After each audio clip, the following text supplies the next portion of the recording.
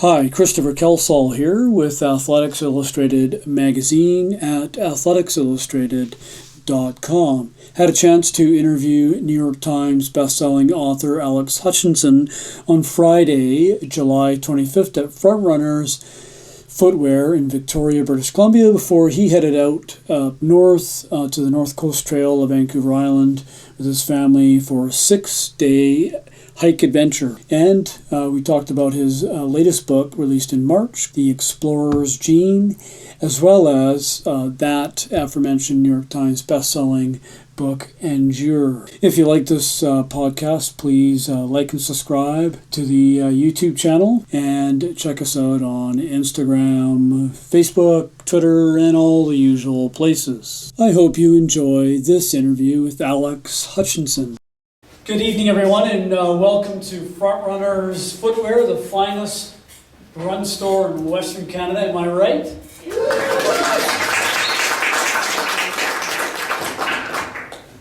All right, on behalf of owners Nick and Rob, and Batu, the organizer, thank you for coming out tonight for our special guest, who I'll introduce to you in just a moment. My name is Christopher Kelsall with Athletics Illustrated magazine and the Harriers Running Club of Victoria. And I'd like to acknowledge that we're hosting this event on the traditional territory of the Lekwungen-speaking people of the Esquimalt, Songhees, and Westanek First Nation. Haishkwa. Welcome, everyone. Our guest tonight is a New York Times best-selling author with his book, Endure, and also his latest book is The Explorer's Gene. He just came out with that in March, I believe. He's a former Team Canada member in the middle distances, so he raced in the metric and the Imperial Mile, and in cross country as well. He has a PhD in physics from Cambridge University, and is an award-winning journalist as well. And you can find his works at Outside Magazine or Outside Online. And he has a column there called Sweat Science, and you can read him in the New Yorker, New York Times, Canadian Running Magazine, Runner's World Magazine, Popular Mechanics, and more. And I don't know if Roy Stife is here tonight, but we have a jazz saxophonist here as well. So let's give a warm Frontrunners welcome to Alex Hutchinson.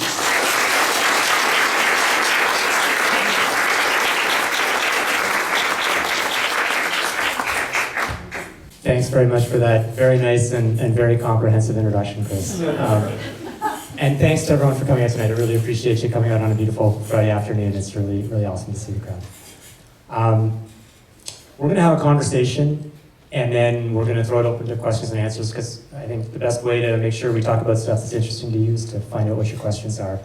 But I do want to just start out, before we get into the conversation, to say a few words about this book, The Explorer's Gene, because it's actually a little bit of a left turn from what I've been doing for the last 15 years. My focus has been the science of endurance, and you might say, well, what does the Explorer's Gene have to do with that? And in some ways, it is a left turn, but I think there's also a lot of continuity. The book is about why we're drawn to do new things, why we're drawn to the unknown, to uncertainty, and what we get out of pursuing the road less traveled. And so I actually think there's a lot of overlap in the Venn diagrams between why we run, or at least why I run, and I think why a lot of people run, and why we're drawn to challenges, to uncertainty, to the unknown. So I'm going to introduce 3 concepts from the book that I think highlight those connections, and then we'll get into stuff. So the first concept that I wanted to introduce is the explore-exploit dilemma. And this is terminology that arose in the business world, but it's kind of ubiquitous in studies of decision making. Throughout our lives, we often face decisions where we have to choose between sticking with what we've been doing or trying something different. And the classic example that the researchers in the field use is you go to a restaurant, and actually, I can make this even more personal. I just went to a restaurant because I'm still on East Coast time. It was a place called Noodle Box. Hang on. No disparaging remarks. Right, I don't know, maybe the franchise owners here. It was fine, but I went in there and there's a list of 10 types of noodles. And I know I like pad thai. I've had pad thai a lot. And then there's a bunch of stuff that I wasn't so familiar with. And I thought, I'm an exploring guy. I just wrote a book about exploring. I can't have pad thai again. So I ordered another dish whose name I won't reveal. And it was bad. It was bad for the context, for what I was looking for. I'm sure someone else might have found it lovely. But the point is, we face this decision all the time, right? Like, do you stick with the dish you know is going to be good, or you try something else which might be worse or might be better? And if you never try something, if you never take the exploring option, you never discover better and cooler and tastier and less greasy stuff. So the Explorer's Quick Limit, it applies in running in a lot of different contexts. But the example that sort of sticks in my mind is more generally in endurance training. Do people remember the name Niels van der Poel? Who's a speed, hopefully not, don't nod too much because then I'll feel bad telling you the anecdote. Speed skater at the 2022 Olympics from Sweden. And he was a very good speed skater as a junior. He won 2 World Junior Championships. And then he went to the 2018 Olympics and he came 14th, which was not so bad. I would take that. But he was disappointed because he was a former World Junior Champion. He quit speed skating after that. He joined the Army, spent a year doing Army Ranger training in northern Sweden. And then he decided he wanted to come back to speed skating, but he didn't want to do it the way everyone has always done it. He didn't want to do it the way he had always done it because he wasn't having fun with it. And he didn't want to come 14th at the Olympics anymore. So he did it totally different. He spent a year training by running and cycling and ski mountaineering and hiking, doing 100-mile races, doing multi-day relays around the clock. No skating, just building up his aerobic endurance. He also decided he didn't want to train on weekends anymore, because when he was in the Army, he discovered he really liked skydiving, and he wanted to go hang out with his friends on weekends and skydive. So he trained 5 days a week, insanely hard for a year. And then he decided he needed to get some more specific fitness. He needed to work on his threshold. So he started just biking at threshold 5 days a week, Monday through Friday, and then skydiving on the weekends for like 9 months. Meanwhile, he hadn't been on skates for a couple of years at this point. He finally gets on skates, I can't remember, something like 6 weeks before this speed skating season starts, and he decides if he wants to be a world-class 5,000 or 10,000 meter speed skater, he needs to be able to skate 29 seconds a lap to win the 5,000 and 30 seconds a lap to win the 10,000. So he decides he's only going to skate 29 seconds a lap or 30 seconds a lap. He's not going to waste time doing any other skating. So he goes and he skates 29-second laps and 30-second laps 5 days a week, takes the weekends off. Enters a race, qualifies for the European Championships, wins those, in fact sets a world record. The speed skating world is just astounded because first of all, he disappeared after the 2018 Olympics. And second of all, he's training in this insane way. Swedish public television did a documentary on him. The title was Niels van der Poel, Genius or Fool. And this was the year before the 2022 Olympics. And then he set a world record, went back, and started ski mountaineering and biking and running and hiking again for another 6 months. Then threshold work on the bike. And I don't belabor the point. At the 2022 Olympics, he won the gold in the 5,000 and 10,000, set world records in both, competed in the World Championships a few weeks later, and then retired, and hasn't skated since. And I'm just praying that he makes a secret comeback for next Olympics, because it would be awesome. But I say, the point of this long anecdote is, first of all, it's cool, but there's a lot of knowledge about how to train for 5,000 and 10,000 meter speed skating, just as there's a lot of knowledge about how to train for running. We have very narrow ideas. People do different things, but within a very relatively narrow boundaries compared to the whole world of possibilities of how you could train for an event. And Niels van der Poel, we don't know whether he reinvented, like there is definitely a Niels van der Poel effect. You talk to particularly athletes in Scandinavia across sports, they're like, oh yeah, I'm track runners, and Andreas Almgren, who's demolished all of Sweden's running records. It's like, yeah, there's a Niels van der Poel effect. He was doing a lot of cycling in the off season. But the point is just because we've done something over and over again, just because this is how people have always done it, doesn't mean it's the best way of doing things. And if you don't have people who are sometimes willing to try something completely different, then you never discover whether there might be a better way of doing it. And in our own lives, in our own training, I mean, I certainly, I've had many different coaches and I've trained in many different ways, but the similarities between those ways of training are far greater than the differences. And so you can't help wondering, like, maybe I should be skydiving on the weekends. Okay, so that was one. The explore exploit dilemma is a really big thing that recurs once you start thinking of decisions this way. You see them everywhere in your life. The second concept I just wanted to briefly introduce is the uncertainty bonus, or an uncertainty bonus. So, like I said, this book is about why we're drawn to the unknown, and it gets into the weeds about the sort of evolutionary history, the neuroscience, the biology of, and how the brain works in terms of dopamine, how it predisposes us to want to choose an option that is unfamiliar or uncertain. One way of thinking about this is that if we're weighing options, if we're choosing between two choices or many choices, if we're predisposed to be drawn to the unknown, effectively what that means is that we're adding a little bonus. The less we know about something, we're considering it slightly more valuable. So if you think of decisions as bets or something, if you're like, should I take this one, with a 60% payoff, or you add a little bit if you know less about it, because it could turn out to be better than you expect. And sorry, that's not a very good explanation, but how can I say this better? It's putting your finger on the scale in favor of things you don't know a lot about. And the connection here to running, for me, I mean, there's a lot of ways that you can think about the role of uncertainty in running. Running a trail race versus running a road race, or running an unfamiliar route that you've never run before versus running the same route. But for me, actually, there's something more fundamental there. When we run, and particularly, not exclusively, but particularly when you compete or when you're trying to run as fast as you can, there is fundamental uncertainty about how it's going to go. You don't know, no matter how well you've trained, how carefully you've prepared, you actually don't know exactly how a given run or race is going to go. And I've spent years and years writing about the various equations that scientists use to try and predict performance. So if you know someone's VO2 max, and you know their lactate threshold, and you know their running economy, you can plug that into an equation and get a prediction for how fast someone will run, say, a marathon. And you can refine these equations with additional information. And with all due respect to the scientists whose work I have huge respect for, the key thing about these equations is how bad they are.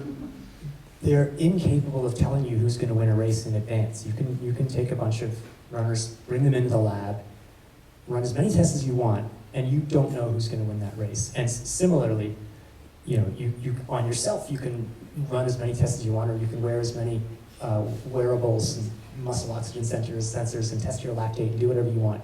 But you don't know until you get into the heat of the race how the race is going to go. And to me, that's actually one of the fundamental attractions of running. I've often thought that if we reach the point where scientists can do a bunch of tests and tell you how fast you're going to run, and among a group of people pick who's going to win, that's the point at which I'll lose interest in the sport, both as a spectator and as a participant. If you already know how it's going to go, if you can just mail in your lab data. So I think this idea of uncertainty, of seeking an uncertainty bonus, is part of what gets me out and actually still makes me interested in racing, to find out how it's going to go on any given day. The third and final piece of terminology I just wanted to introduce is the effort paradox. And this is actually really gets more directly into this idea of running. So from an exploring perspective, the fundamental thing about exploring is that you don't know how it's going to turn out. That there's uncertainty and the possibility of failure, and probably some struggle that you're going to encounter, and it's hard. That's sort of, you would think the reason that we don't always want to explore is that we know it's going to be hard. But there's a sort of contradiction in that that's really why we explore in some ways. That in fact, there's a lot of things we do not in spite of the fact they're hard, but because they're hard. And so you might think, why do we climb mountains? There's an amazing view from the top. You want to get the view from the top. Why do we run marathons? It's an amazing feeling crossing the finish line. But we don't climb mountains to be on the top of the mountain. And there are mountains that have gondolas that take you to the top. And lots of people still choose to climb the mountain because you want the feeling, the experience you're after is not the view, it's the feeling of climbing the mountain. Same with running a marathon. There's an easier way to get to the finish line. It's usually just like a block or two from the start line. You can walk over it. But being at the finish line is not satisfying.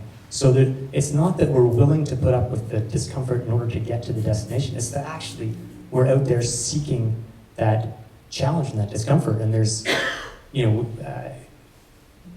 something called the IKEA effect.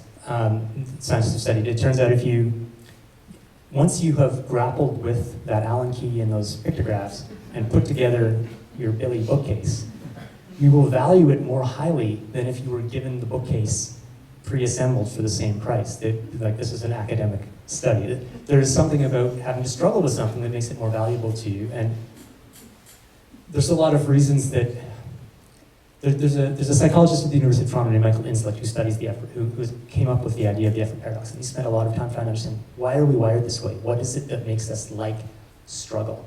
And there's a lot of different ideas, and it's not a settled answer at all. But I think the most interesting line of research from Michael Inslet is the link between effort and meaning. That we tend to find things that require a lot of effort. Those are the things we tend to find meaningful, whether it's climbing a mountain, running a marathon, buying furniture from IKEA, having kids, or raising children, those sorts of things. They're hard and they're also meaningful. Whatever the evolutionary reason for that is, I mean, that's maybe another question, but the point is, that's a fundamental reason that people stick with running. That we do it not in spite of the fact that it's hard, but because it's hard, and that makes it feel meaningful.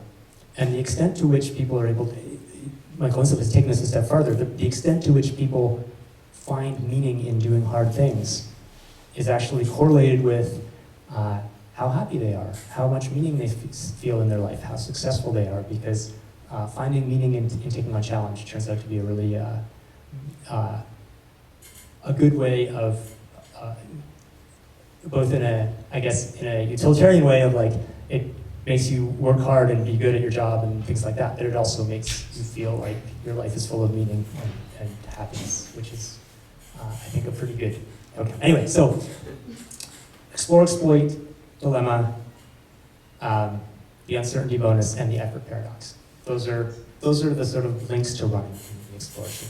And with that, I'll stop rambling, and Chris and I can have a conversation. Hey, that wasn't a ramble. I took so much from that. I had questions, and then I'd forget them because the next one's interesting. One of them is, when I go home tonight, I'll say to my wife, I know why you shop at IKEA. So watch me struggle. She's trying to create meaning in your life. Well, there's a lot of meaning then. So you're a bit of an enigma, really, because if you think about people with PhDs in science and all this, making the shift to a career in the ever-shrinking profession of journalism is quite it's paradoxical. Quite a stupid thing to do. Well, for everybody else in the world, it's a stupid thing to do. But for you, you've made it work. You're a talented writer, and so many people know you and your work. How did you come about making that exploratory decision?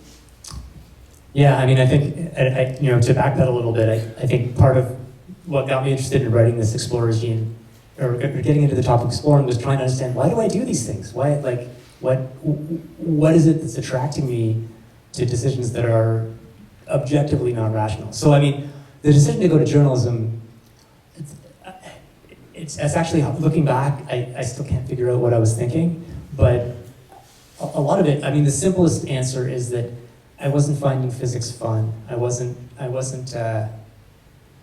excited to get up in the morning and pursue it. And I thought journalism, it was less about journalism itself, that I thought journalism would be a great vehicle to be able to pursue things that I found really interesting, like running and science and music and stuff like that. And it turned out that way. So the dopamine release. Yeah, dopamine release and challenge, effort paradox. I remember I had a conversation with, I left a postdoc in physics to go to journalism school, and I had a conversation with my advisor when I was agonizing about it, and I said, Keith, do you think I could make it as a physicist? Could I forge an academic career? Do you think I've got what it takes? He said, no doubt, you can do it. I said, great, then I'm leaving. Because, I didn't want to leave if it was uncertain, but he said, he said, yeah, you can do it. So then I didn't feel like a failure, and I thought, trying to make it as a journalist sounds like an exciting goal to pursue.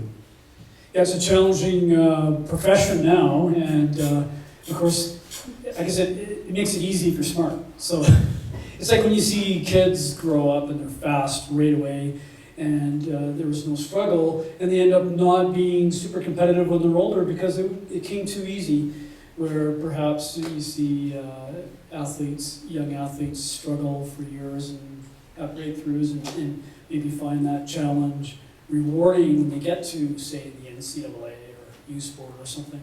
Yeah, and I mean, back to journalism, I knew I was, I guess, 29 when I finished journalism school, and I knew I'd have to start right at the bottom, and I was invigorated by that challenge, and so I started out as an intern at a daily newspaper covering car crashes and dog fashion shows and things like that.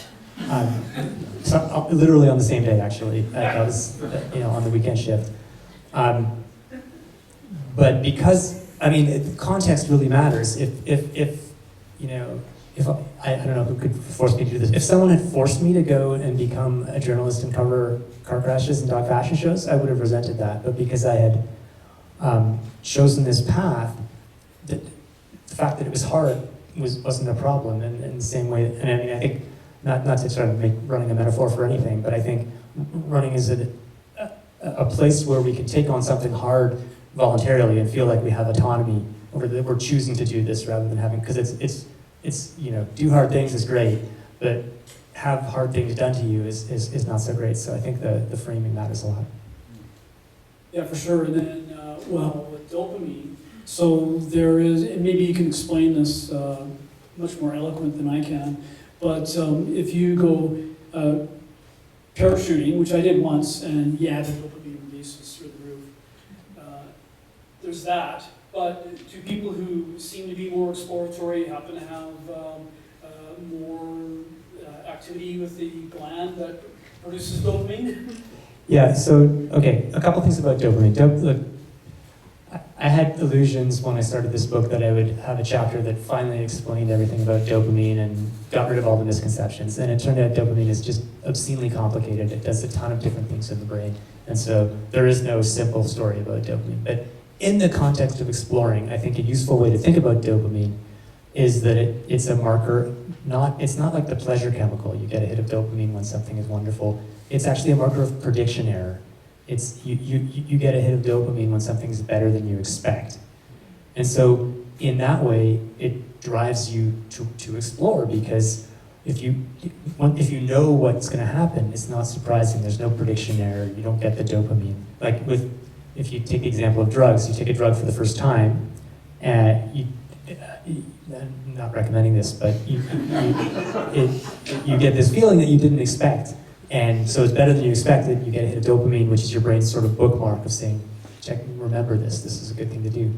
You take that same drug for the 10th time, and you know exactly what it feels like. There's no prediction error. You don't get the dopamine hit. So you need to go chasing a bigger hit or a different drug or something like that. So that's not so good. But in the context of exploring, if you want to find something that's better than you expect, try the drunken noodles that I had instead of the pad thai, because I already know how good pad thai is. There's no dopamine for me in going back to the thing that I've done before. So, okay, so I haven't answered your question yet, which is, do some people respond differently to dopamine? Yes, and the title of my book, as I mentioned seven or eight times already, is The Explorer's Gene. That may sound like I'm saying there's one gene that determines whether you're an explorer or not. That is not the case. The title is supposed to be sort of tongue-in-cheek, but there is a gene. There are multiple genes that may affect your exploring behavior to some degree, and one of them in particular affects how your brain processes dopamine. There's a, it's called the DRD4, a particular DRD4 dopamine receptor. Some people have a version that is more responsive to prediction error.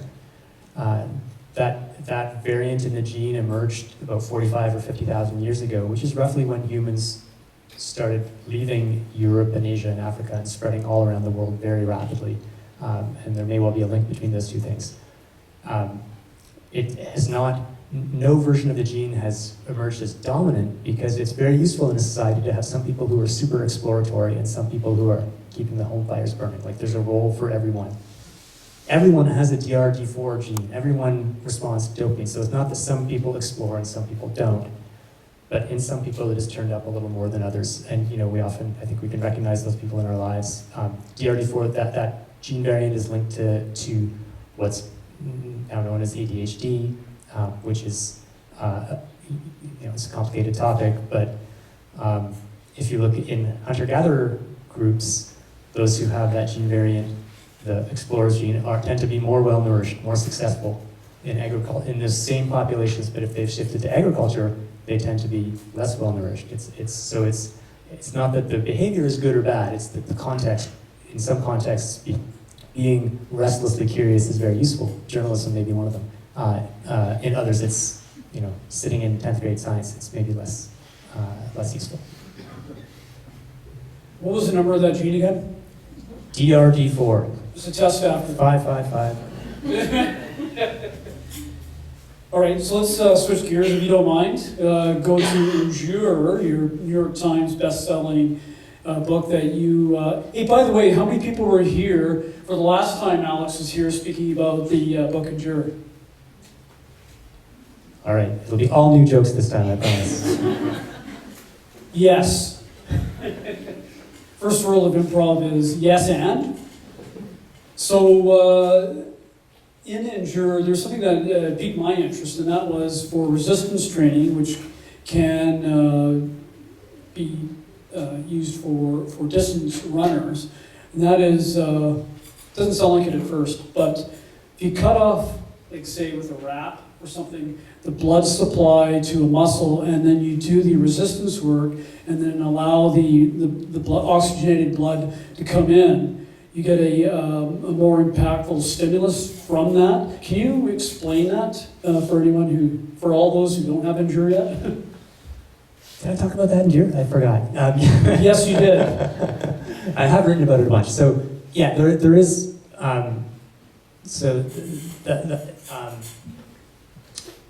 Basically, if you can do it with the leg or with the arm. If you cut off the blood flow such that you can't be delivering oxygen to the muscles, it makes the effort much harder.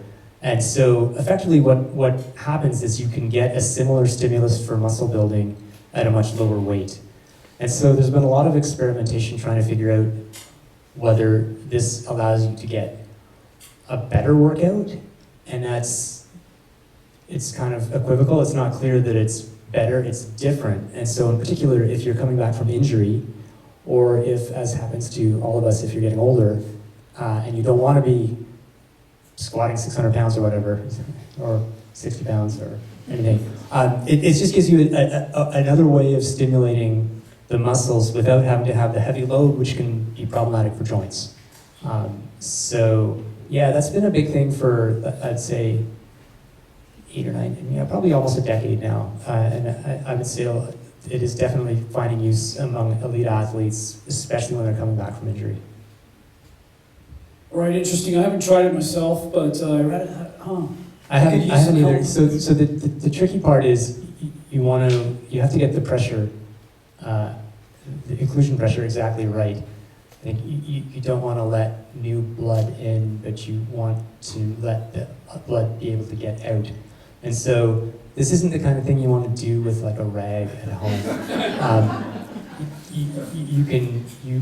I think you can possibly do it with a blood pressure cuff, but there are actually specific things you can buy for that promise to find that threshold between the two, between cutting off the arteries and the veins. So yeah, it's one of those things that I'm actually a little like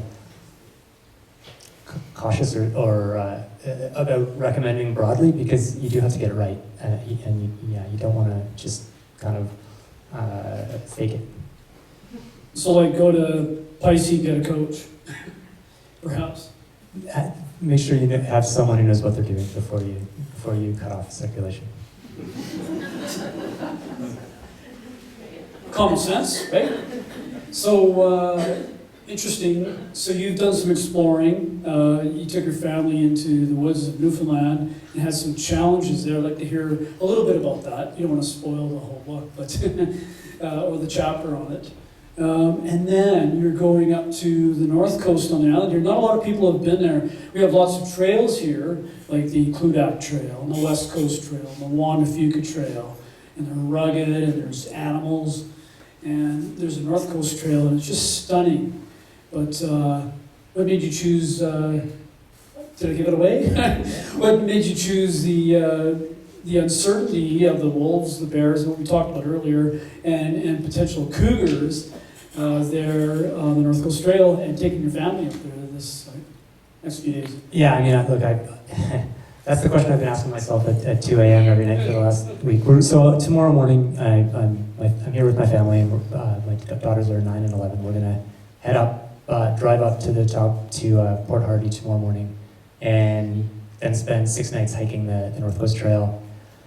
And in all honesty, I've been pretty scared about it. We just went and spent an obscene amount of money at MEC to make sure that we have all the very best equipment.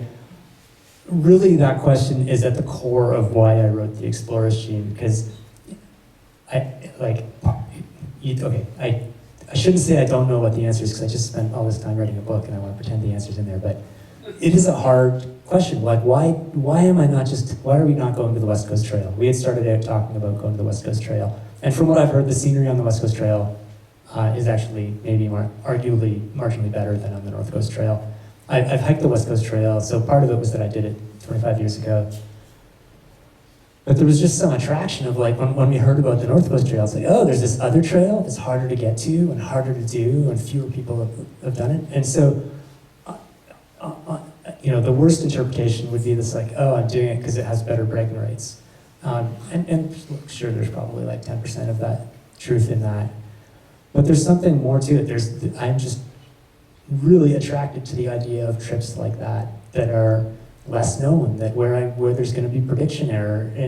I guess that's how I would frame it now, having gone through the process of writing this book. That first of all, there's just going to be prediction error, and then beyond that, or the consequence of that, is that I because it's at the edge of what I think we're capable of doing, and because I don't know how it's going to turn out, every moment of that trip is going to be vivid. I'm going to be awake and alive. I can't autopilot through that trip. I just looked at the tide tables and realized we're going to have to get up at some obscene hour on the second morning because there's an impassable headland that high tide on that day is going to be 4 p.m. And so we need to get there, 3-4 hours before that, and it's a good long, it's a full day's hike. So there's all these things, like the West Coast Trail is great, it's beautiful, but I live for the feeling of knowing that I will need all my faculties to get through a given day and to get through the whole hike. So it's just like the feeling before a race when you're like, why did I sign up for this race? There is no why am I making my life miserable, worried about this race that I'm going to run? And then it's just, you're just so alive when you're pushing yourself to your limits and being tested that it's all worthwhile. Very good. And briefly, what happened in Newfoundland? I don't want to spoil the chapter, but you took your family into Newfoundland and you got out. So how'd that go? Yeah. So the last good backpacking trip I did with my kids was what's called the Long Range Traverse in Gros Morne National Park, which is similar to the North Coast Trail in that it starts with a boat ride. There's an inland fjord, and the boat takes you to the very tip of the fjord, drops you off, and then you scramble up into the mountains and hike back to civilization. What happened to us is that there was bad weather and the boat couldn't go on the day we were supposed to. We had taken a taxi from the nearest town and hiked in. We had no way of getting in or getting out. And then the boat was just like, yeah, no, the boat's not going. And so we were stuck there, just sort of like lurking at the edge of this place where you're not supposed to camp. It was pouring rain for the entire day, and so we just had to burn like a day and a half eating our food before then we could start the hike a day later. And so then it got a little stressful because we didn't, that was our day of spare food. And then it turned out to be, you read these descriptions and it's like, oh, it's, like the first day of the North Coast Trail, it's 8 kilometers. Like, I can do 8 kilometers in my sleep. And then you see these, like ex-commandos on their blogs saying, yeah, it took us 8 hours to do those 8 kilometers. It's like, so that happened to us in Newfoundland. And our first day, we got about half as far as we thought we were going to go. And yeah, we were a little worried. We made it. It was fine in the end, and now it's all good stories. What's interesting, though, is you talked to your 9 and 11-year-old daughters back into hiking again. Yeah, like all jokes aside, this is the trickiest part, right? Because I can choose whatever I want, and my my wife and I are happy to push ourselves, but we're making decisions for our kids, and that's and they're subject to the wanting to please, at least for now. Probably that won't last, but we don't want them to say yes to these trips just because they know that's what we want, and so it's sort of like ongoing, continual consent, and we almost canceled the trip a week ago because my younger daughter was uncertain, and we were like, okay, but then she decided she wanted to go. So look, it's the tricky part is young kids complain a lot no matter what, even when they're enjoying it. So you're trying to distinguish between the usual complaining and a genuine feeling of like, this is not fun, this is not where I want to be. I will say, I'm pretty confident both my daughters take tremendous pride in the trips that they've done, and have a feeling, they feel kind of bulletproof, that their ability to put up with discomfort. And I feel like, maybe this is a topic for their therapists in the future, but my hope and my feeling is that it's actually one of the most valuable things that I can give them. Well, I think it is, and I don't think there would be a therapist, because this is a great foundation for the girls, so when they grow up, they'll have done all that and know the memories forever, and there'll be a great foundation for whatever activity, physical activity later on in life, so it's a great thing, really. Your recommendation is for people to, even if they're reticent, to explore a little more. And so not everyone's fit and going to do the North Coast Trail or go in the woods of Newfoundland with the uncertainty.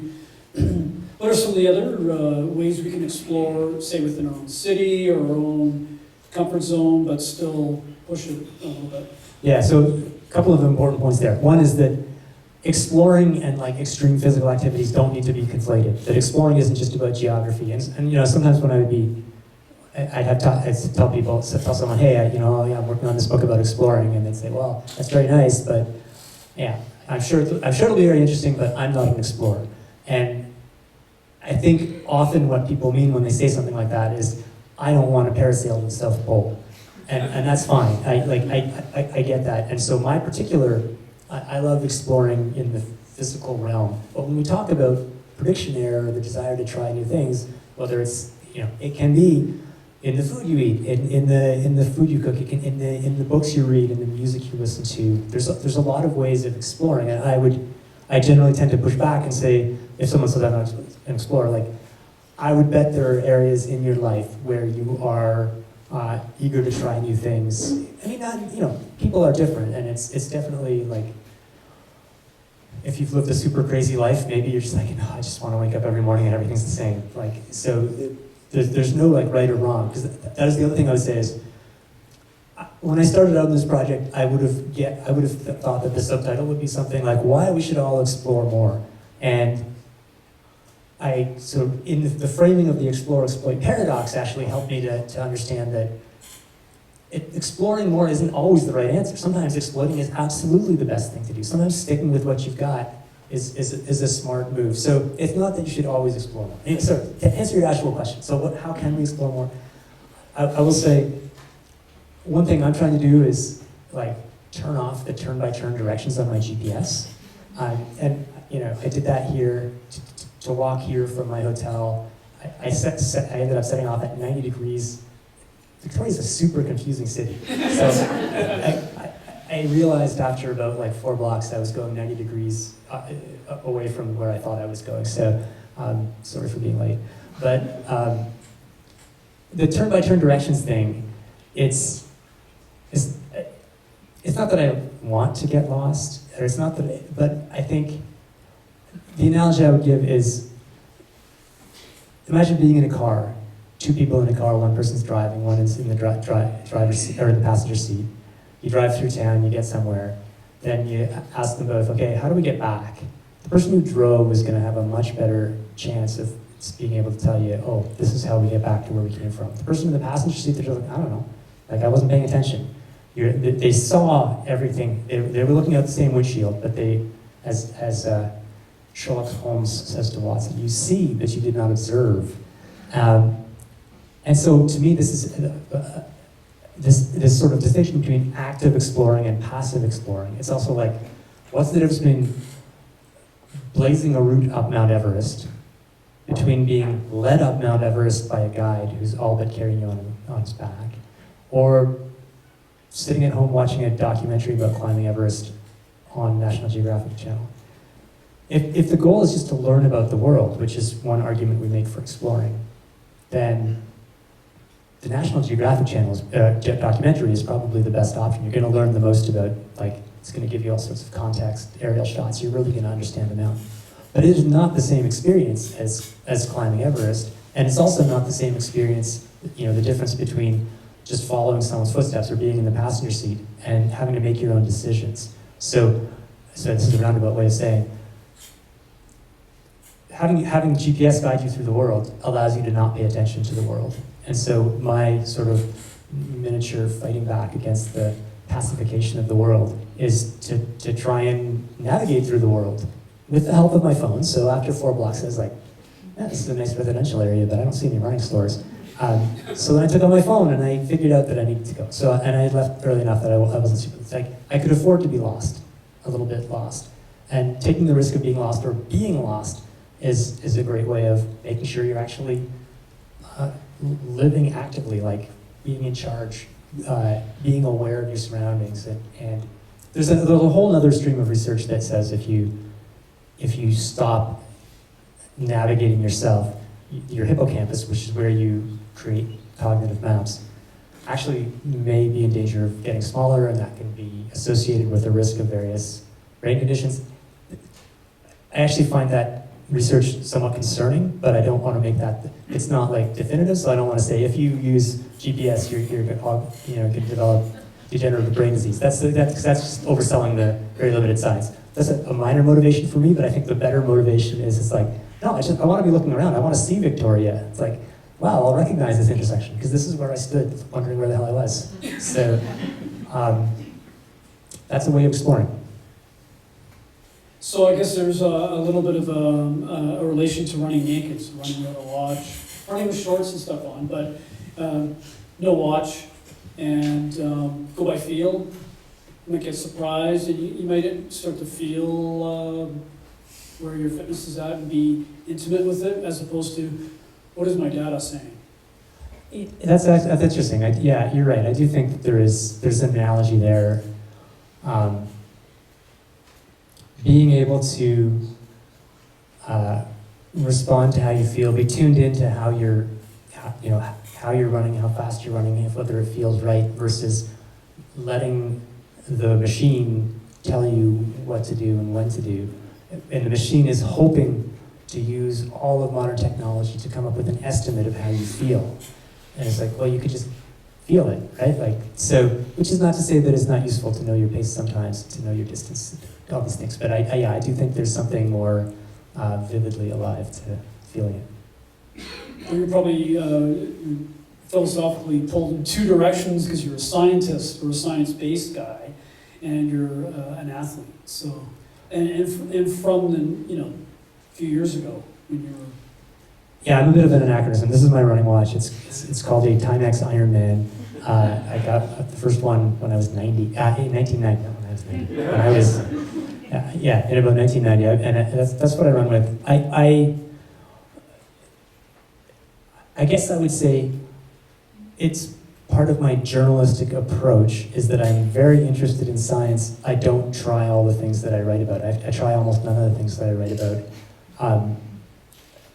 And there's a few reasons for that. I think it's helpful that I'm not. I think there's something lost that if I write about baking soda and I've never tried baking soda while racing, I write about electric brain stimulation and normally I haven't tried it. I write about lots of things without having tried them in practice. I would bring a more personal approach if I tried it, but this way, I'm not influenced by whether I liked it or not, or whether it fit well, or whether it worked for me on a given day. I'm just trying to look at the evidence. So as a science journalist, and then I don't have to have a relationship with the companies. They're not sending me a demo model, and then I feel bad because they were super nice and they included extra stuff when they sent me the demo model. It's just like, I'm just writing about it. I don't owe them anything, they don't owe me anything, so I'm allowed to write what the data says. So you're no Chris McDougall. You don't have to answer. Yeah, no. Hey, you said that I could ask anything, and you gave a couple of examples. So I'd like to go down that road. So forgive me if the question's very different than what we've been talking about. But the overarching question is, and I'll elaborate a little bit, but the overarching question is, what is going on with elite running? And my examples are, I talked about this a little bit. We have the women's world record holder running a 2:09:56. We have, there's a few women. There's Faith running 3:48 in the 1500, just barrier crushing. We have a first sub 14-minute woman in both the road and in Beatrice Chebet on the track and road. And Emmanuel Wanyonyi from Kenya as well. There's bicarb, you mentioned sodium bicarbonate. There are super shoes on the shelves which are available for purchase tonight, folks.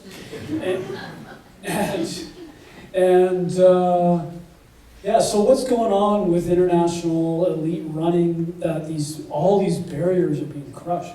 It is definitely a remarkable time right now, and I'll say it's useful to. There was an article in the Atlantic today about cycling and the Tour de France, saying, how is it that today's cyclists are blowing away the performances that Lance Armstrong and his generation were, virtually all on drugs, were doing? And and you mentioned Ruth Chepngetich, the woman who became the first sub 2:10 and sub 2:11 marathoner all in one race, and she just tested positive, or she was just sanctioned for a doping positive last week. So that's the obvious, does this mean that everyone's doping? Now in running, the super shoes that came out in, I guess, 2017 is when they became available to the public. They are the one thing that was immediately clear they really work. I read about all this stuff that claims to give you a 2% benefit or whatever.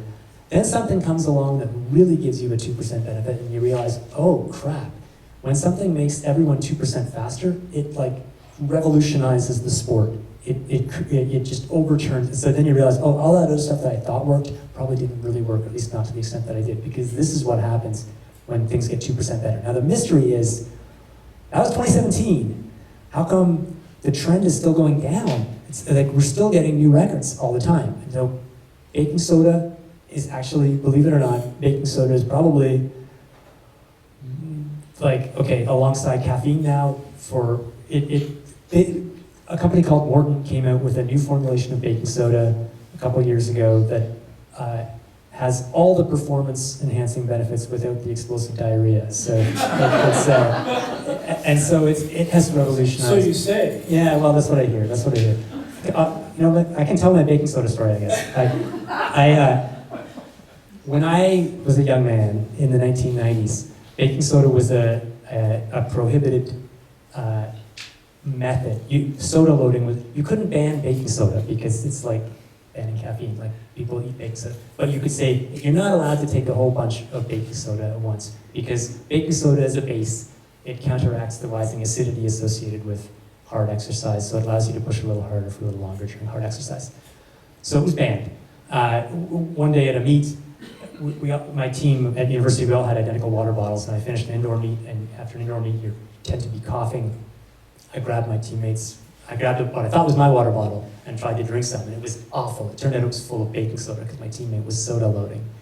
I didn't turn him into the anti-doping authorities, but justice has its way of taking place. So at the conference championships that year, I was the alternate for our 4x800 meter relay. And it was the final event of the conference championships. And my teammate, he had run, it was going to be his 4th event, and he had soda loaded for each of them, and it finally was too much for him. He was locked in the bathroom with explosive diarrhea, which is a common side effect of baking soda. And so I got the call up onto the 4x8 relay team. I had the race of my life, a big breakthrough race. I got to go to nationals with the team, all because my teammate was. So I credit my breakthrough to baking soda, and I didn't even have to consume any. The baking soda comes in little, if you picture an aspirin, they look like really, really, really small, little tiny wee aspirins, and there's like a couple hundred of them, and then you mix a slurry, like a gel, and you take it 90 minutes before you do a hard workout or a race, and theoretically you don't have the explosive diarrhea. You say theoretically as if you've experienced the opposite? I tell no tales. Anyway, Close. so back to your question, like why are runners getting so fast? I mean, the short answer is I don't know. Like it's cycling. This article I mentioned in the Atlantic, it sort of comes to an optimistic conclusion, saying that they don't think it's the drugs. They think it's just the sort of advance of training, better nutrition, all this stuff, which is it's kind of hard to swallow, to be honest. That was released today, that article. Yeah, I think so. In the Atlantic. Yeah, online. So, look, there's a lot of little things that could be contributing, or there's some couple of, it could be that the shoes are just keep getting better, and things like baking soda push it a little more. But it is like human physiology has not changed in thousands of years. So this article is suggesting perhaps there's training methods that are so superior to 10 years ago. Yeah, or focuses on nutrition. I mean, it's interesting, like, you look at high school times, particularly in the United States, where there's a lot of data on that, and it's like, it's just insane. And so you don't think that these, like, 16-year-olds are rocket fuel doping. So I tend to think it's mostly the shoes plus baking soda. So get your shoes here, folks. So we have some salespeople here ready to take your Yeah, so I think there's innovation in shoes that's a big part of it, but it's hard to explain. Yeah, I don't necessarily have a good answer. Like it's something. It feels like people are getting faster than you would expect, and that's probably what aging ex-runners always say. But yeah, it's pretty crazy. Turtles and moose, something from Finland. Remember those stories? Oh yeah, that's it. How are we doing for time there, Batu? 7 o'clock. Okay, so we're going to take Q&A from the audience for a few minutes, and then you could buy either book. They're both 1 hour sale, and they're at the front counter. You can buy them here, and then Alex is kind enough to offer to autograph them. So if you want an autograph, so we'll do that in a couple minutes. But first, Alex is open to taking some questions from the audience. So put your hand up if you have a question, and we'll have a go. Yes, you back there. Alex, I've always enjoyed how you write about and explain science, and I was very curious for your opinion on the state of science journalism currently, especially, in my opinion, it's such a critical role because you're sort of sitting in that sort of middle spot between scientists who are famously not very good at communicating with the public, and in the sort of current situation where people are losing trust in science and higher institutions. So what's your opinion of the state of the field? Yeah, that's a good question. I mean, so we're talking more broadly than sports journalism here. We're talking about science journalism. I think it's in trouble. I think the level of... So, okay, there's a few things going on. One is that scientists no longer depend on science journalists to translate their work for them. There's all these ways that scientists can reach out directly to their audiences. And I think that's generally, even if it leads to my extinction, I think that's generally a good thing, and I think I'm definitely much more aware of scientists who really want to try and communicate their work, and that means they're happier to take my calls than maybe they would have been 10 years ago, but it also means they're trying to find ways to translate their work better. The problem is, yeah, a lot of people just don't believe it. They're not interested in it. And so for science journalists, I think science journalists tend to get shuffled in with scientists as part of the vast conspiracy to do whatever it is scientists are supposed to be doing. So, sorry, that's kind of a vague answer. Like, I think it's facing a crisis of trust in the same way that science is. Science journalism is dragged into that. And journalism in general, there's no money in it. So even major publications are essentially chasing audiences on social media. And so the people who are really good at social media don't tend to be the most measured or nuanced. And so the magazines that I write for that have, long histories and great traditions, they're essentially out there on Instagram trying to come up with, titles that are clickier than what some complete charlatan is coming up with. So it's kind of ugly. Sorry, that's kind of down, isn't it? Clickbait, sensationalism. Look, headlines have been a thing since time immemorial, right? Like since Joseph Pulitzer, 150 years ago. So it's not a totally new problem. It's just that it's on rocket fuel now. That the incentivization of sensationalism and counterintuitive findings is fueled by social media. One thing about, if you want to subscribe to Alex's newsletter that comes to your email inbox called Sweat Science, named after his column in Outside Online, it's pretty laid back and it's not super graphic-y, and so it's really easy to read and not it's inobtrusive. Anyway, basically it's just great a bunch of newsletter, and it's not articles. that often. What is it, monthly or? Whenever I manage to pull myself out of bed. Anyway, feel free Roughly to monthly. subscribe. Yes, you have a question? I'm first gonna pre-preface this question by saying Tone Dog is the one who introduced me to you in I think second year exercise physiology. So shout out to Tone Dog. He's the reason I'm here tonight. Thank you. Oh God. Second preface. So are you familiar with Joseph Campbell's Hero 1,000 Years? Yeah. I figured. So In the book, I have great detail on his race at Penn Relays in 1925, where he came within 1 second of the world record for 800. It's Joseph Campbell. Sweet, I had no idea. I love this.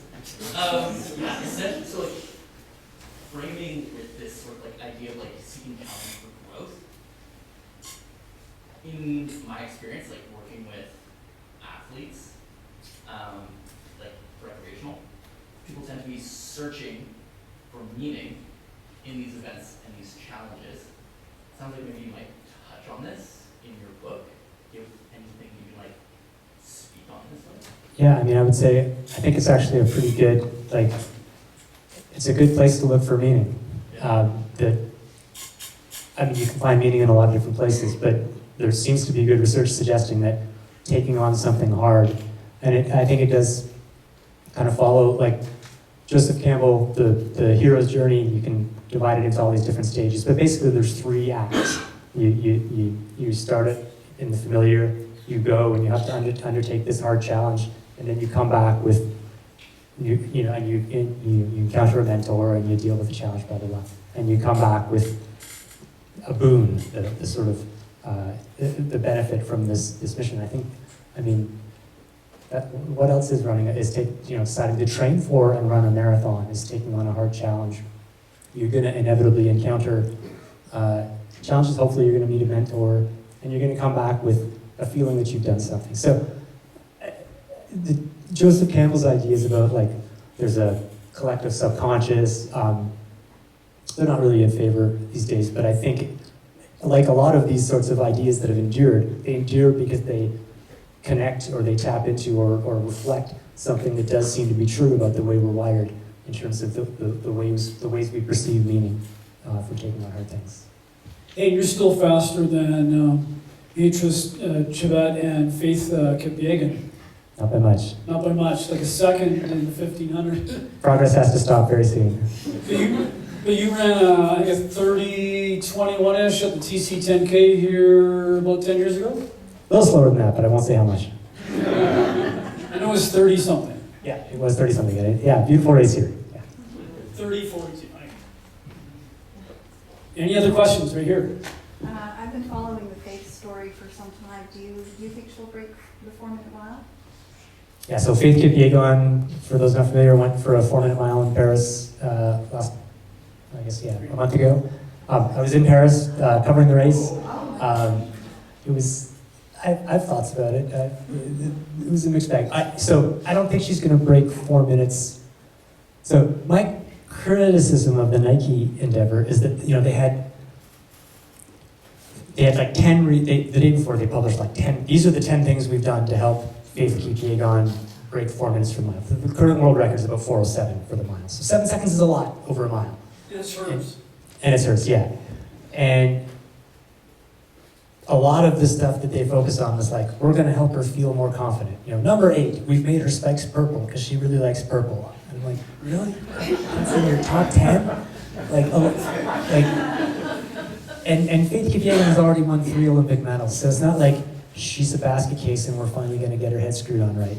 She's already like squeezing that lemon pretty severely. And then, so they were going to do a little drafting, but they kind of botched the drafting, and they made the shoe 3 millimeters thicker.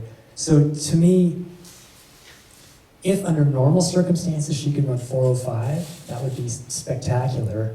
And the other 5 seconds have to come from doing something else, like whether that's drafting or whatever. So I thought it was cool what they did, and I thought it was really like, it was great, for my daughters to see like, hey, let's, really celebrate one of the great athletes of all time. The 4:07 to 4 flat's a long way. So in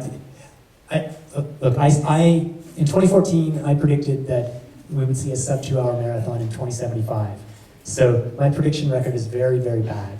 So it is entirely possible that momentum could continue, but I think it's like she and Nike have normalized the idea that, yeah, women can start dreaming about this 4-minute mile. It might take a while to get there, but I think it's like, man, Faith Kipyegon ran 3:48. It's like, any male runner who runs 3:48 is dreaming about running a 4-minute mile, so why not her? 3:48, 1500, of course. Right, yeah. So, which is 17 seconds, about 17 seconds short. You were there in Italy for Eliud Kipchoge's first attempt at the sub 2. That was quite the affair. You talked about that last time you were here. Yeah, and so I think the difference between Eliud Kipchoge's sub 2 and Faith Kipyegon's sub 4 is I felt like there was a lot more meat in the hamburger for Kipchoge. They had a bunch of science. There was a lot more reason to believe they could slice off the time, most notably the shoes. Whereas this time they seem to be leaning more heavily into the kind of like, we're gonna try really hard and go for it. And I don't know to what extent they had more science in there, but they just wanted to keep the narrative focused on Faith, so it didn't become a narrative of like scientists engineer Faith Kipyegon sub 4. But I didn't see as much. It didn't feel like they had as much kind of actual ability to move the needle for this one. Quickly, your thought on visualizing the attempt at sub 4-minute mile, and Faith, who if you haven't watched her race, she's she smiles a lot, she's very friendly. All the other athletes absolutely love her. She's got a nice interview, very friendly. She was really stressed looking, intense at the start line with that unique suit. She didn't wear the suit for the world record she took a couple weeks later, and she looked very Faith-like when she did break the record 2 weeks later in the 1500. What was going on? What do you think was happening with that stress that she's never exhibited before at the start of the mile? I think there's a big difference between running a race with a lot of other people, no matter how big the expectations are, and like the event is all about you. And Nike clearly spent millions of dollars, if not double-digit million, probably millions of dollars on this. It's like, if she has a bad race, and I talked earlier about the fact that you just never know until the race gun goes off how a race is going to go. She has a bad race. It's like the whole thing was pointless. There was nobody else. Even for Eliud Kipchoge, there were 3 runners there, and 2 of them had terrible days, and one of them pulled it off. And Eliud Kipchoge turned out to be like a uniquely consistent and unflappable guy. Faith Kipyegon, she's obviously amazing, but you're right. I think the circumstances of the whole world, it's on you, and Nike is trying to build is trying to resurrect its whole reputation as a running brand based on how you run this one race. I think she still ran a good race. I think she still ran a great race. She got through 1,200 meters in 3:01, which is just, she went for it. And She went for it, and the Pacers were, I don't know, I hope they didn't get their money. Like, that was horrible. For drafting anyway. So, any other questions? Oh, we have a bunch here. So the 3 went up at the same time. We'll just start here. We'll Thank finish. you. Alex, thank you for talking with us tonight. It's an absolute pleasure to listen to you. One of the things I really love about your writing is how you marry physiology with psychology. And as a sports scientist who specializes in psychology and endurance sport, I love the fact that you provide us with a platform to bring the 2 together, because of course it's very much married. But in science, it's really hard for us to kind of bring in physiologists want the physiology journals together, or the psychologists want the psychologists, and it's really hard to get that together.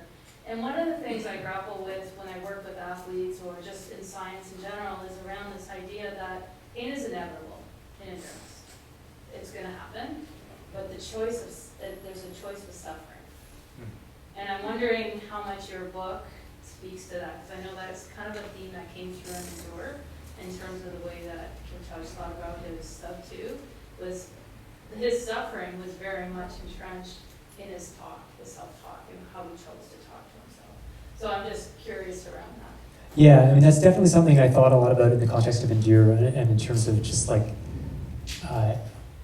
it goes back to these ideas of like mindfulness, and like, you can have an experience, but how you react to the experience is up to you. In the context of exploring, I mean, it goes back to, I think, a little bit something I was saying earlier, like the difference between taking on something hard and having something hard thrust upon you. And so, for me, when I think about like, how do you actually decide what challenges to take on? Where do you explore? And to me, like, why did I go into journalism? It's like, following what you're actually interested in and passionate about changes completely the nature of the challenge or the discomfort that you're feeling, because if you've taken it on yourself, that's a different experience. Now, like, translating that into an athlete who every athlete on some level chooses to do what they're doing, but you sometimes don't feel that way when you're in the middle of the race and you feel trapped by circumstance. I think that's a hard thing. And I guess, to your point about physiology and psychology, as an athlete, I was the most skeptical. I found it very difficult to assimilate psychology, because it just seemed it seemed hard to, like, it didn't seem like a hard science. And so for me, part of the journey that as a journalist has been seeing, first of all, just because you can't put it in a test tube doesn't mean it's not real. But also, I've been really encouraged to see the way that psychologists have tried to start finding ways of testing these ideas, even though you just can't do a perfectly placebo-controlled psychology study, but they are starting to, or not just starting, they are continuing to speak the language of the physiologists. In other words, to have to publish psychology stuff in physiology journals and to cross those borders. So, sorry, that's a rambling answer to the question, but thank you for that. Great question, by the way. So 2 more questions, the 2 of you, so you can go next. Just going north to south here. Well, yeah, thank you for coming tonight. So we're in sort of like a running renaissance right now. I think there's a lot of people on social media, elite runners, but also influencers, talking a lot about running, and a lot of the things that they say are obviously nonsense, but like some of the elite athletes, they'll talk about things that they actually do to like improve their performance and things like that. And as you say, like the science around exercise is not always great. Like we have like sort of low quality data, or the margins are so small that it only works for certain people in certain circumstances. So I guess what's the impact of people having access to some more information or like exposure to this kind of information in cases where these things that are being, the information that's being provided might not be useful for people, or might only be useful in certain situations, or might even be harmful in some cases? Yeah, it's interesting. I mean, the basis of comparison for me is thinking back to when I was a young runner in the 90s, in a total information desert. Like, I would have loved information even if it was wrong. It's like, so I do think like in many ways it's awesome, right? You can there's a lot of information out there, and with some effort you can kind of sort through, or with some effort and some help, maybe some experience, you can start to sort through it. Are there people who are getting totally misled? I mean, most obviously, I think I saw a headline in the Globe this morning about like, on social media, all the people with big muscles is leading to like increase in steroid use. It's just like people get the wrong idea about what's realistic or what they should be doing. And I think it's symptomatic of to the question earlier about the difficulty of sorting out reality or high quality information from low quality information. I think social media is very bad for that. So like, yeah, I don't have like a super happy answer to say. I think it's great that, even elite runners, like, I have huge respect for them. I wanted to be one of them so badly, but that doesn't mean they know what they're talking about. And it's like, That's true. So David Epstein is one of my friend, a real mentor in sports journalism. He had a quote once, which was, "Just because you're a bird doesn't mean you're an ornithologist." And there's some real truth to that. And so it's like, Shaquille O'Neal could beat me in one-on-one, but he's wrong when he says that a rubber bracelet around his wrist is what made him score 48 points one night. Like, it's just flat out wrong. And so it's kind of buyer beware. Like, there's no certification before you're allowed to start giving advice on Instagram. So, It was sodium bicarbonate. yeah, baking soda is the way, as long as it's your teammate who's taking it. Last question, sir. I loved Endure, great book. You talk about mental fatigue and training your mind and basically exposing yourself to like mentally challenging tasks, especially like repetitive, boring tasks for hours on end. And I don't think a lot of people would like choose to do that. And that's how you felt reading Endure. But you talk about the training for the Ottawa Marathon, and you get to like halfway point, and you're feeling good, and it seems like the mental fatigue training has helped, but then you have like the muscle tear, and physically you're suffering.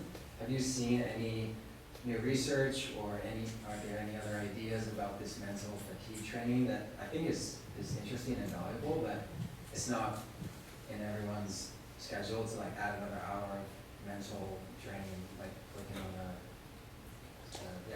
computer screen? Yeah, so for those who haven't read Endure, that's okay. Basically, the idea is endurance tasks like running a marathon are both a mental and physical challenge. And we train, and that trains our bodies and to some extent our minds. But you can maybe zero in on the mental task of staying on task, resisting the urge to slow down by doing certain very challenging mental tasks. And I tried that leading up to the Ottawa Marathon one year, and it involved like I'd sit in front of a computer for an hour, clicking on buttons in response to things flashing on the screen, and then I'd go out for my run, and you just feel like crap right from the moment you step out the door. I didn't have kids then. There's no way I could have done it because it took an extra hour a day in addition to marathon training. So there's a real problem with how practical it is, but the research was quite promising in terms of whether it actually did work, particularly for, it's less clear whether it would work for like well-trained athletes, because you get like people who work if you're already running like 100 miles a week, then maybe you're getting all the mental training you need. So what has happened since then? First of all, I should say it's a good example of a problem in sports science and also in a lot of sciences more generally, where there's a few studies with small subject numbers with promising effects, and then it's like, you try and replicate it, and there's some meta-analyses that suggest that maybe this isn't a real effect. My personal take is I think it's a real effect. My other personal take is that it's not realistic to think that people are going to do this mental training as a completely separate thing, just from a time perspective and an effort, because it takes real effort. It's going to tire you out. The way some people are incorporating it in training these days is during workouts. So, for example, one of the scientists has been worked for a while with the Danish Olympic team, and so with the badminton team, what they would do is when they were doing hard, like gym sessions, they would do some intense physical exercise, and then in the 2-minute break, instead of just chilling out and checking their phones, they would rush over to an iPad and do mental training during the breaks between physical training. So then they're upping the mental demands of that workout. They're getting in some extra mental training. It's not taking more time overall, and it's not sort of interfering with other aspects of their training. So there continue to be a trickle of studies. There's probably 3 or 4 per year that come out saying, hey, this worked for epee fencers, and hey, this worked for badminton players. Denmark, actually, after introducing that, they had their first badminton medal at the Olympics in like half a century or something. So I think it's real, but I think the question is, and the question for mental training is actually the same question for a lot of the more esoteric stuff that I write about, which I find intellectually interesting. But the question is it really worth the squeeze? Is it like, you could do that, or you could run more. You could go for an extra run per week, and maybe you'd get more out of it, and you wouldn't have to buy a fancy mental training. So for a lot of that stuff, it's like, to me, it's fascinating that it works, but you've got to be pretty far along the road before the best answer isn't like, get to bed earlier, eat some spinach, and do another run. Okay, so I did say last question, and anyone after this person, what they're doing, we're at an auction now, and you're going to be buying the PA system. So Andrew Russell, who's a pretty competitive runner, has got a question. It's more of an add-on to the previous question. Do you think something like a road runner going into like a technical trail could act as like running plus mental exhaustion? It's something that they're new to, and you have to actively think for that hour where to stop, where to go? I do, yeah. Yeah, I think anything that's forcing you to really, to not just be able to drift off into autopilot is to some extent making you use your mind and making you focus. The additional point to that is that that is a demand, a training demand. So there's no free lunch. And if you're getting significantly more mental training out of it, you need to make sure you're recovering, that you're not burning out. That's the other risk with the mental training, is it's like, you think it's free because you're not using your legs, but we've all experienced like busy week at work or whatever, and you get to the end of the week and you're just totally flat. You can't run, and that's not because your legs are dead, it's because your mind's dead. But yeah, I do think there are ways like having to watch where your feet are that can tap into that. And also just like, maybe the most practical application of mental training that I've heard from one of the researchers was like, don't go out and do it on purpose. But if you're up late, let's say you have a bad night, with a sick kid or whatever, or you have a deadline at work and you had a workout scheduled, instead of just canceling the workout, do your workout. It's going to be a little slower. It's a mental fatigue. You're practicing working through mental fatigue. And so it's a way of reframing situations that would otherwise be suboptimal, to understand you're still getting something out of it, even if you can't hit the paces you were hoping to hit. All right, well, thank you, everyone who asked questions. Thank you again for Batu from Frontrunners here for helping to organize this.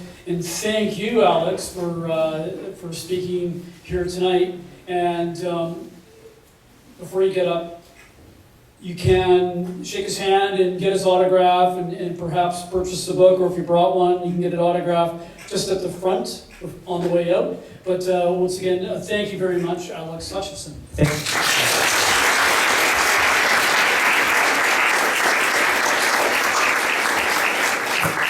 Thank you, Chris, for emceeing, and thanks to all of you for coming. It really is like, Victoria is an amazing city. I ran this morning and I was like, man, everybody here runs or bikes or something. So I really appreciate all of you coming. Enjoy the North Coast Trail. If you like this podcast, please like and subscribe to the YouTube channel, and check us out on Instagram, Facebook, Twitter, and all the usual places.